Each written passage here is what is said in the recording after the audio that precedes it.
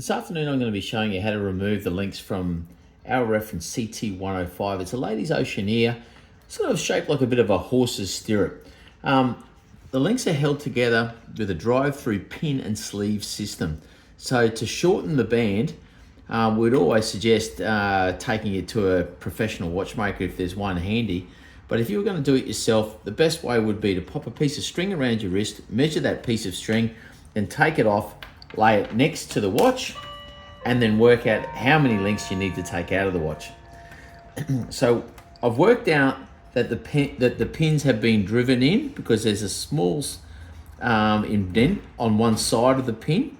So I'm going to drive out in the opposite direction to which the pins were driven in.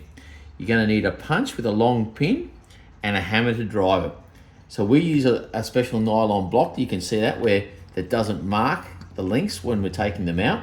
The first step to do will be to place the pin, the driving punch on top of the pin head, and then just tap it through. Pin will come, the bracelet will come apart, and you'll now see the two components that we're working with. This is called the pin, and this is called the sleeve. We then repeat the process, taking the next link out, but then we're going to go in reverse to put it all back together. The simplest way, these little sleeves are a little bit tricky to get your hands on, but you'll pop it inside the link like this. It'll slide in there like that. I always like to lay the link down in the bracelet because that's going to hold it all together, and then use your pin that you've taken out of your adjustable link to then place into the link. Like I said, you've got to hold your tongue a little bit right for these fellas. And you grab a pair of tweezers to help the process along. So into the oh, that made life a lot easier, didn't it? And then into the sleeve, like that's being held together by the pin and sleeve.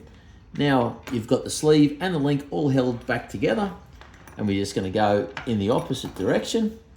I'm looking through life through an eyeglass, so I sometimes see what's going on around you. And you tap him back in till it's almost flush, and then use your punch again to drive the link home.